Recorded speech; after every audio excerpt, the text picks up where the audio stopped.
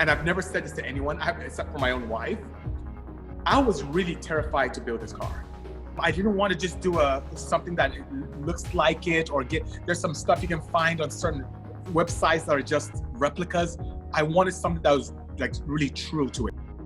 It feels like a Porsche, old Porsche. It smells like an old Porsche. This thing is faster than any Porsche I've ever driven.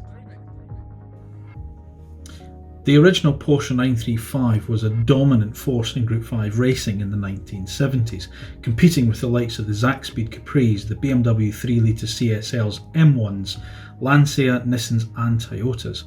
It was a special class of endurance racing that the governing body wanted to show a lineage to road-going cars, but not to be stringent enough to force the manufacturers to stick on wings and wheel arch extensions and make them look ungainly.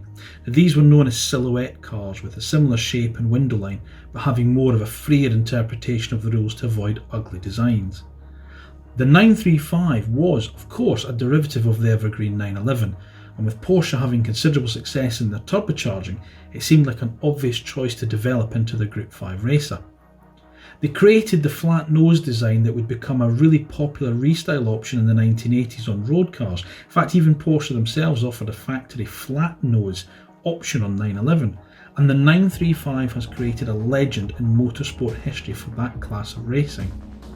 Porsche themselves are now paying tribute to the car with their latest high-cost, track-only 700 brake horsepower monster based on the 911 GT2 RS.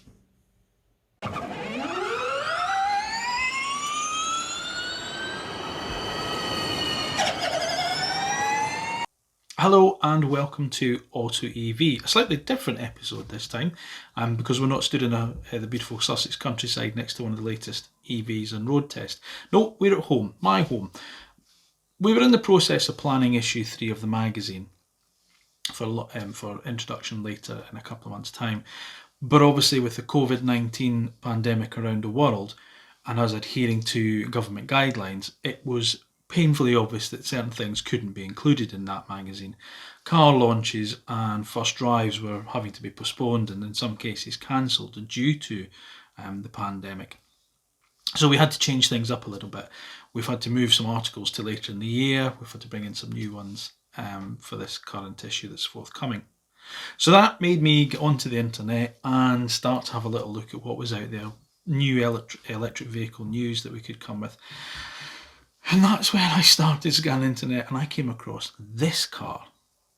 This is the Bisimoto 935 K3V. And it's quite something else. It really was. And I had to find out more about it. Believe it or not, this is a fully electric car. It's from an automotive workshop based in Ontario, California, called Bisimoto.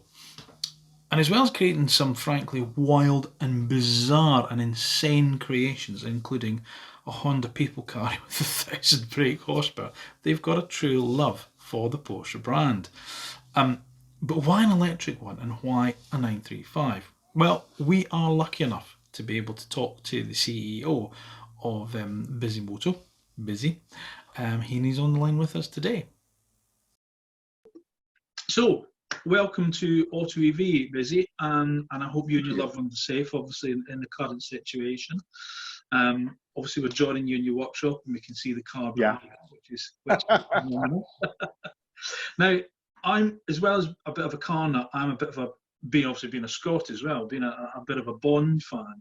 And right. There was a James Bond film called Tomorrow Never Dies where the baddie says he's explaining sort of like his role as a media mogul, and he says the art of a good story isn't the what, it isn't the who, it isn't the when, but it's the why. So why a 935 and why turn it into an EV? That's a great question. You know, here at Bisimoto, we do some wonderful things with the OEMs and also some privateers. And a majority of our business is working with the OEM manufacturers. We have accounts like American Honda, Hyundai, Ford, and they're all moving towards this technology known as electric vehicles. And I've been, for those out there who've known me for a long time, I've been a hardcore ICE petrol head guy. I created my name in small displacement, high RPM, high horsepower engines. But noticing what my partners were doing, I had to find out what was really going on. Now, why am I giving you this background? Because I also wanted something that was exciting and something that people would pay attention to. Growing up, I loved Group 5 racing. I loved seeing the BMWs, the Porsches, the 935s, the K3s, the K2s, the factory 935s. I love those cars. So imagine a world where we can take that iconic, beautiful race car that was Porsche and electrify it. People will take notice. Yeah, The older crowd would love it. The enthusiasts would love it. The new and up-and-coming enthusiasts who may not even know what a 935 was would now pay attention and know the history behind the 935. So I found it as the perfect candidate to be able to launch this new, exciting platform. And there she lies. Wow. It looks, and as I say, it grabbed me off the screen of the computer. I'm a huge fan of Porsche. I spent 20 years buying and selling Aston Martins, but Porsche has always been a massive love. In fact, I've owned more Porsches than Astons, so I've always had this true love of the brand. And as I say, it jumped out, and I read more about it, and I was like, my God, this is an EV. This is incredible. This guy. So tell me a bit more about the build process. How did it start, and was it always your intention to create the car as an EV from day one? Yes, it was. As a matter of fact, the Genesis was having an EV vehicle that was exciting. Then, since I love Porsches, on my privateer side, we built quite a few Porsches for privateers and big companies like Electronic Arts, like Hot Wheels at Mattel. We built Porsches for them. So we have this near and dear embracing a mindset around Porsche and its brand. And the 911 is extremely iconic. I mean, it's a beautiful, iconic vehicle. But the 935 is a special race car. So we started off with a base, 1984 911 base. Okay. And then my wife, who's also the vice president of this company, very resourceful woman, was able to find the original Kramer molds. So here in the United States, if you crash your K3 and you need to repair your proper K3, let's say you're doing some historic racing at Laguna Seca, if you crash it, and you need to replace those panels, the guy who we purchased this from is who you contact to get those body panels. And I don't think we can get it anymore because I think someone's hands were slapped. But anyway, I digress. So we were able to very creatively graft on the original panels of the 935 to that 84 chassis. And this is the result. And the livery actually is quite interesting.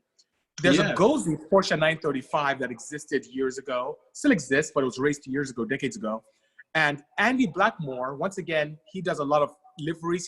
He's from the UK, does a lot of liveries for a lot of F1 teams. We met him through our contacts through Electronic Arts with the Need for Speed franchise, through one of our good friends, Rod Chung. And he came up with this beautiful, modernized version of that Gozzi Porsche.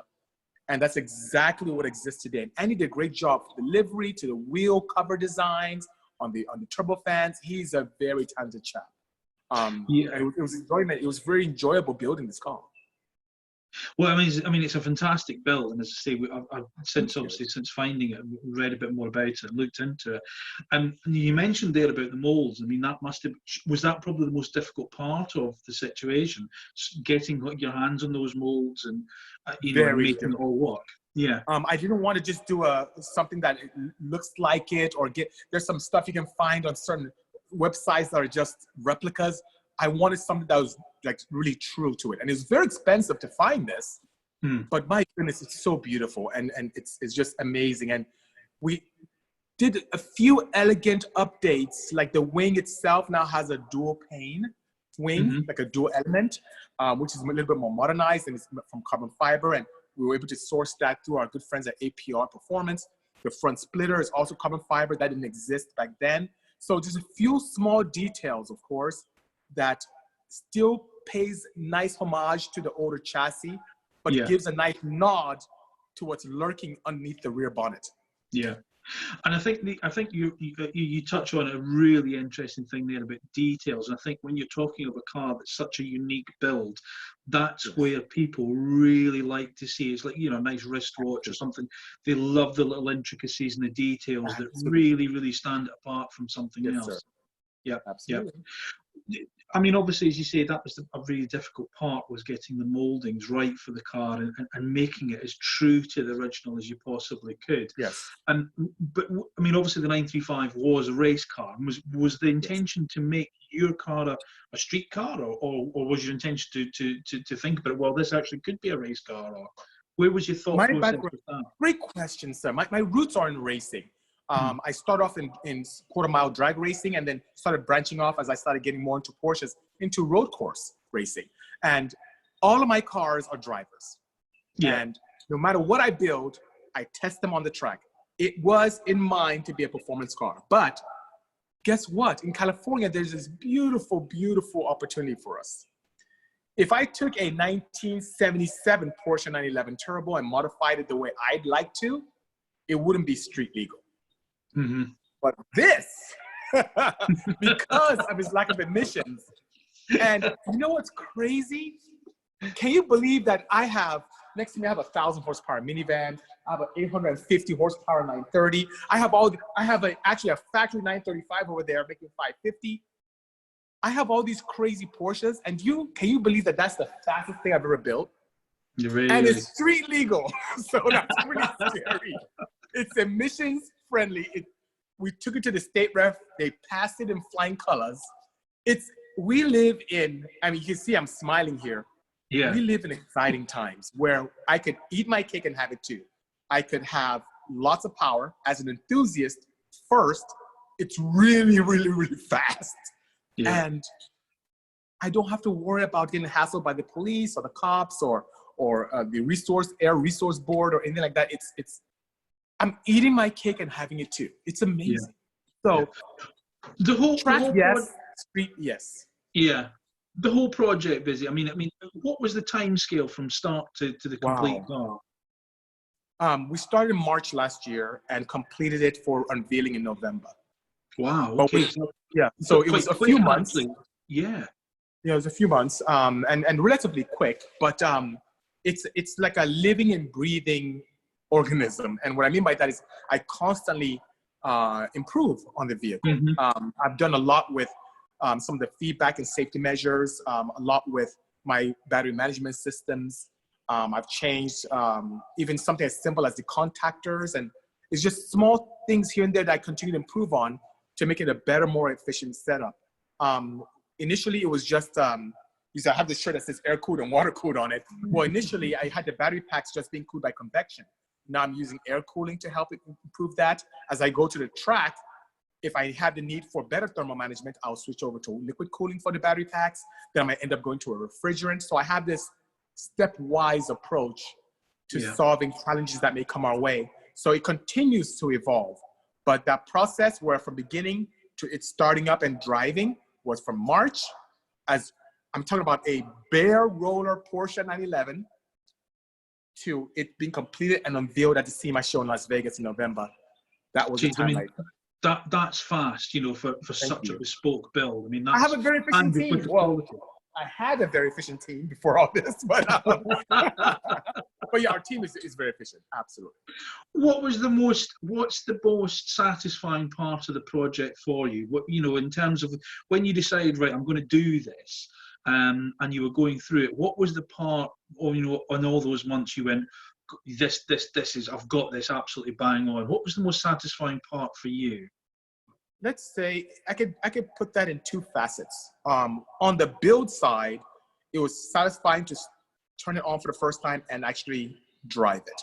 That was amazing. So that's one compartment. The other component that's satisfying is I've been very naughty. And what I mean by that is I get these guys who come here, these potential customers who come here, or even media guys, and they're like, I would never enjoy an EV. It's soulless. It doesn't do anything for me. It's not true performance. You destroy the 935's image. This is not.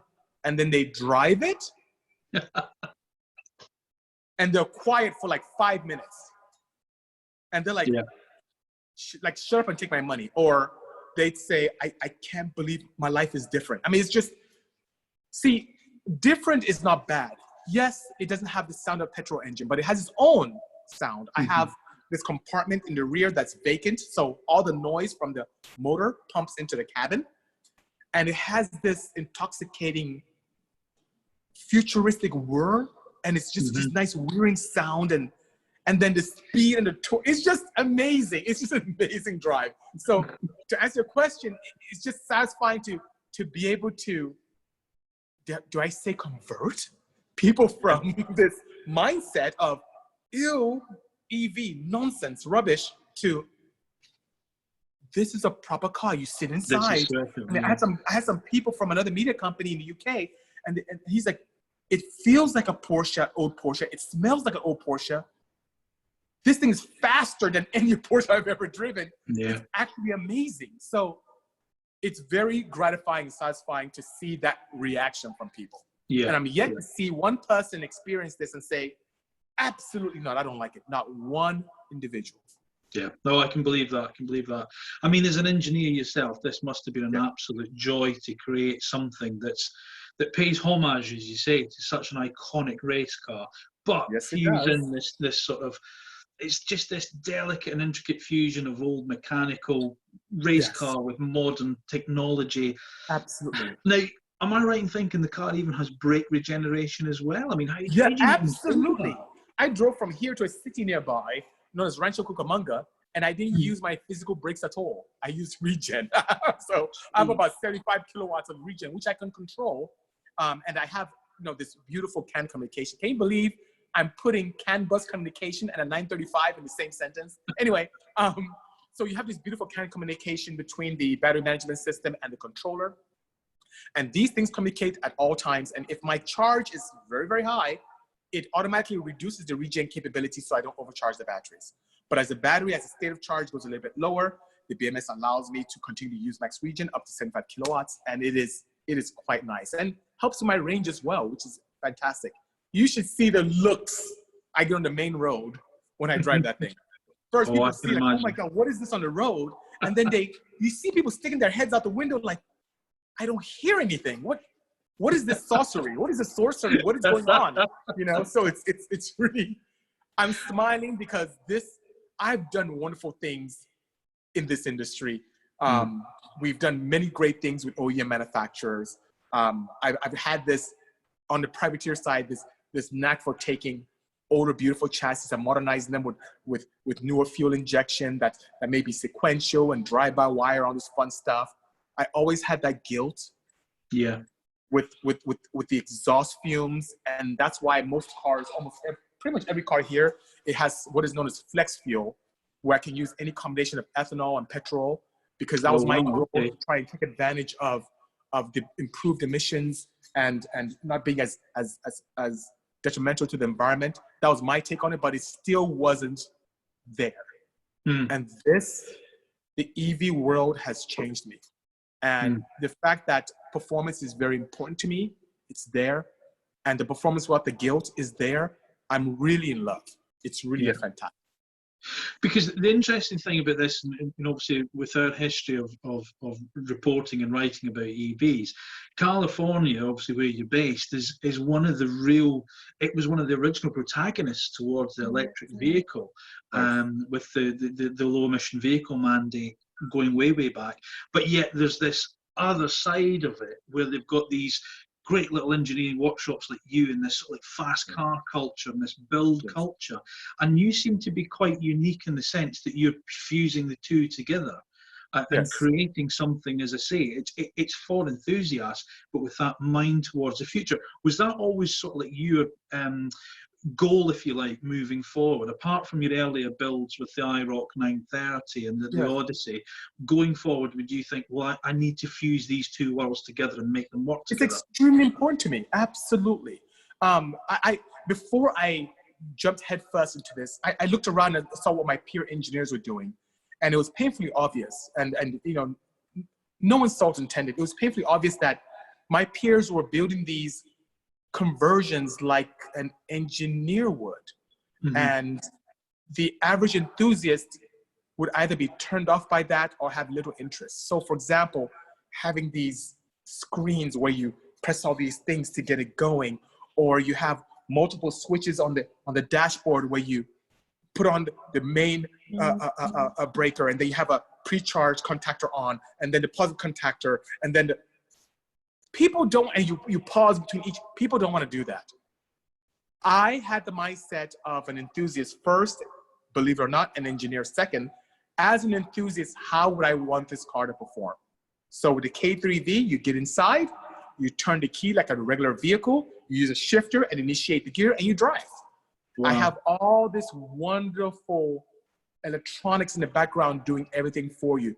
Checking for safety, putting on the negative contactor, turning on the pre-charge contactor, putting on the positive contactor for bank 1, then for bank 2, and monitoring. I have all this happening, and all you hear is small click, click, click, click, click. All you hear is small clicks. It's all working but together. The driver, all the driver has to do is focus on enjoying the drive, and that's all we do. So it's very important to me, you know. Good. So tell us about the technical stats, because that's obviously what people want to know about. Battery power, charging, and then obviously importantly, power and performance. And again, was it something you set out, right, I'm going to sit down, I'm going to write out what I want, and you achieve it? Or is it just a case of, I'm going to build it how I see it, and at the end, we'll figure out what we've got at the end? What's the stats for the car? Yeah, here everything is calculated properly. So you can't see that, but right over there, I have a 2014 Dodge Viper GTS. So it's a gas guzzler. It's an iconic American, I would say, exotic car. And I think I've driven that. You know what? I have not driven it this year. Believe it or not. It sits there with very low miles. I should really just get rid of this thing because it doesn't do anything for me. But the one thing why am I bringing this up? When I fill up that tank, I barely get 100 miles out of it. 100 miles out of that Dodge Viper when I'm driving. Jeez. So, yeah. That was my benchmark. I want to build this beautiful exotic that can do better than 100 miles. So my goal would be 140, maybe 180 miles. So whatever I need to do to this project to get it there is what I do. So hence, the battery pack constantly exists of 32 kilowatt hour battery cells. I have LG cam modules, what I'm using, which your team must be familiar with because I've seen some other enthusiasts use it in your publication, which is great. Yeah. I have a bespoke controller. The motor itself is a repurposed Tesla drive unit that's modified, of course. Wow, okay, yeah. So it's not something that I can just take out and put in Tesla because we modified it quite heavily, both mechanically and digitally as well. It has a 475 kilowatt motor setup, single drive, of course, which for those who don't care about kilowatts, it's about 636 horsepower. Wow. It's a lot of fun. I have a Quaife differential in it as well, a limited slip ATB differential. So thank you so much, guys, at Quaife for making this happen for us as well. And how should I say, I actually have a Quaife shifter that I use to initiate gears. So I have a forward gear, I have the neutral, and I have a reverse, which is pretty nice. And everything happens extremely beautifully. The battery packs are split between the front and the rear for good weight balance. So I really hover in the 58 to 32 kind of power to weight, I would say weight ratio from rear to front. So a little rear heavy, which is good. Fail safes are very important to me. So I have a ton of fail safes in this. We have traction control. I also have this, I have what I call an infinite probability mode. It's my take on the ludicrous mode. Oh, I see. I tried it on Saturday, and I wouldn't be here if I didn't control it properly. I don't think I'll use that mode again. It ignores all limitations for safety except for thermal. And it's frightening. It's frightening. Why am I be telling you this? It's so bad. Anyway, so I have a hidden switch, and I wish I could show that to you. It's so crazy. I can show you like the sequence, but I'm not gonna press the gas button. But anyway, I have this hidden switch, And when it comes on, it shows this, one of my favorite movies is The Hitchhiker's Guide to the Galaxy. Mm-hmm. And that's, one of the reasons why I have number 42 on the car. And literally when you turn on the switch, it shows the exact scene from the movie on the dash with the button and the two mice running away from it. And it has this red warning light and it shows infinite problem. It's crazy. Anyway, so I have all these cool features and things in it that make it very exciting. One thing I do on a lot of my cars, especially the center seat Porsches that we build, I have this push to pass. So that's my electronic version of push to pass, but it's quite frightening. The RPM capability has been raised from factory based upon our modifications.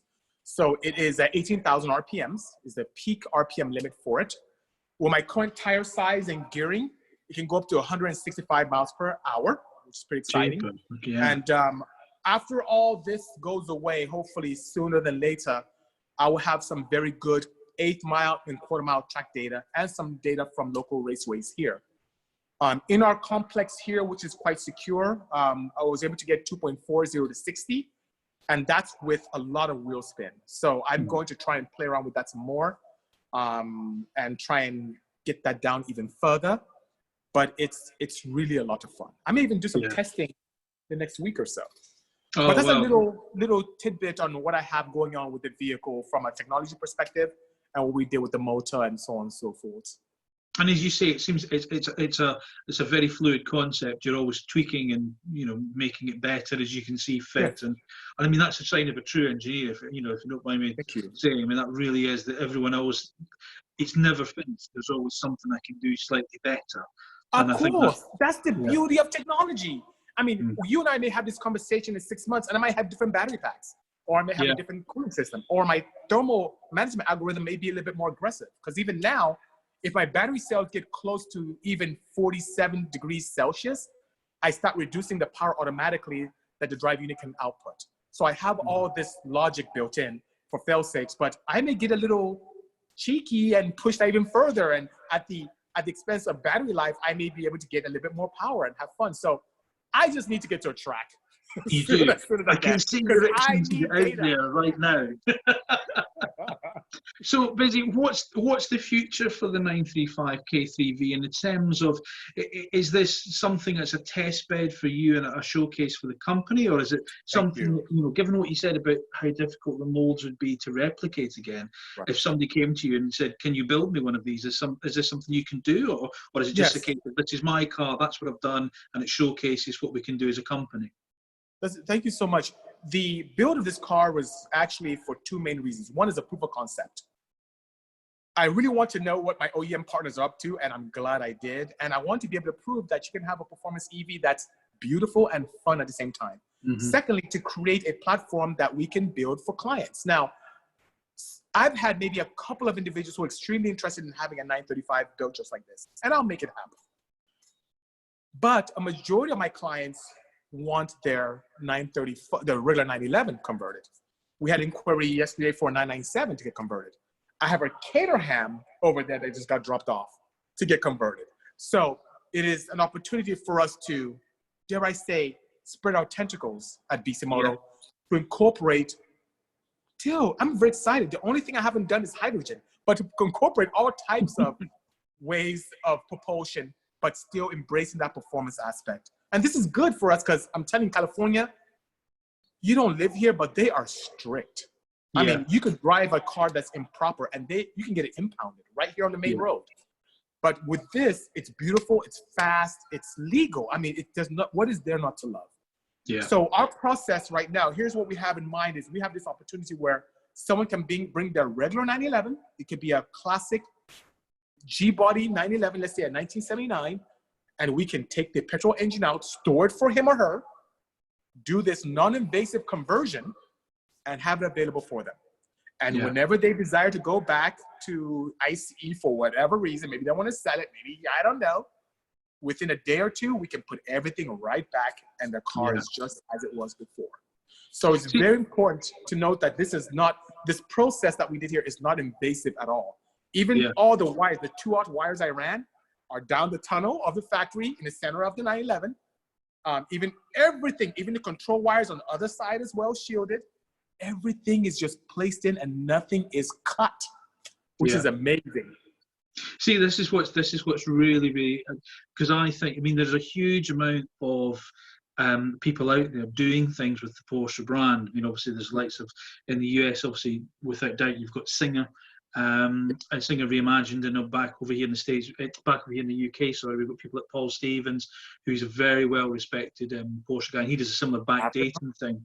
And there's a big debate, I think, you know, because my history's back in the classic car world, where I spent most of my career, and people say, well, you should be doing this, and you shouldn't be doing that. But I think with the brand of Porsche, which has such a spread of models, and dare I say, one of the benefits of having the volume that they've had, it gives you the opportunity. There is a small amount of people can say, well, actually, we could ring fence those 10,000, 15,000 cars or whatever, and do something with them, and you're not destroying the brand's image and history. Absolutely. What you're doing is you're making it, well, you're actually making it more attractive for the future generations who want EV and who say, actually, petrol is the dinosaur's way. I want an old car that looks like that, but I want with the modern tech.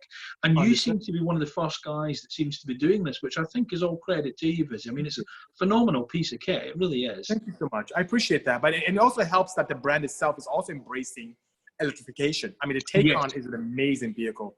On my YouTube channel, I have this video where I was at the Porsche Experience Center in Carson, California, and I had one of the engineers from Germany drive me around on their truck with this thing, and it is amazing. Now, the one thing I noticed that the launch control is fantastic. So it got me to a position to really try and do my own logic that's similar to that for launch control, which is great. This is much faster down the straightaway. This car is way much faster. But and you turned up there with your car. I know. I need to plan to make that happen. But to think about it, it is a factory luxury sedan, and the thing is pretty quick. And the fact that Porsche, I'll be honest with you, and this is something you and I didn't touch on, and I've never said this to anyone except for my own wife, I was really terrified to build this car. Really? Not because of the technology. I was terrified about how the enthusiast community would receive it, particularly the Porsche enthusiast community.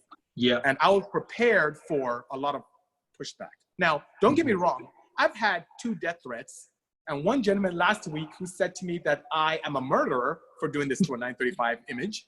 So I get a couple of those here and there, but by far, a vast majority, even diehard Porsche people, even people who curate 935s in Southern California, find it appealing, have given me thumbs up, lots of compliments. They're very supportive. And I feel that that is because the brand also supports electrification, and it made it a lot easier for us. The Taycan came out right before this was launched, and they were like, oh, okay, electric, oh, that's not so bad. And I'm very grateful for that.